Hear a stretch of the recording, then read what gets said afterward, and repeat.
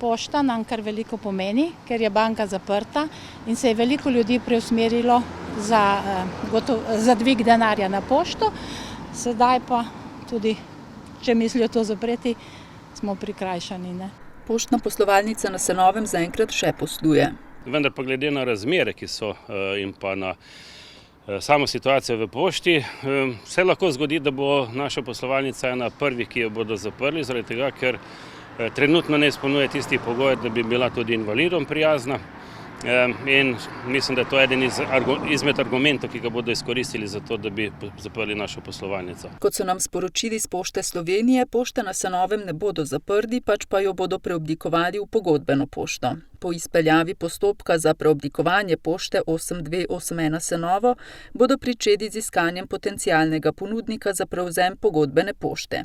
Poslovalnice se, da bi se izognile zapiranju, pogosto spreminjajo v pogodbene pošte, kjer storitve v imenu Pošte Slovenije opravljajo na primer trgovine, bencinski servisi in trafike. Na ta način se prilagajajo spremenjenim okoliščinam, kot je upad pisemskih pošiljk. Na pogodbeni pošti lahko uporabniki opravijo večino storitev kot na redni pošti. Prav tako je na pogodbenih poštah odpiralni čas za stranke praviloma daljši, dodajajo v odgovoru na naše vprašanje. Senovska pošta sicer zdaj deluje po deljenem delovnem času, njena vrata pa so ob sobotah zaprta. Kajti, če dobiš v petek obvestilo, da si prejel pošiljko poštno ležečo ali priporočeno, nimaš več možnosti, da v soboto to dvigniš, moraš počakati do ponedeljka, kar je za marsikaterega privatnika, obrtnika tudi neprijetno.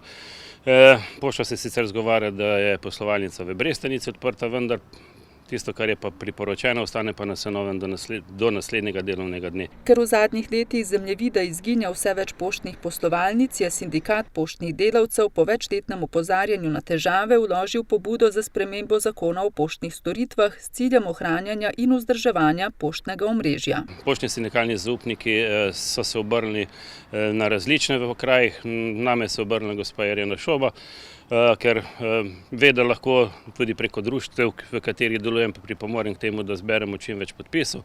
Mi smo potem to izkoristili še tudi naš Facebook profil, da pozivamo ljudi, da pač gredo na upravno enoto in podpišejo izjavo in upamo, da bomo uspeli in da bo prišlo do tega, ne samo, da bo prišlo do spremembe zakona, ampak tudi, da bo splošna politika začela imeti pred očmi tudi majhnega človeka, kot včasih rečemo.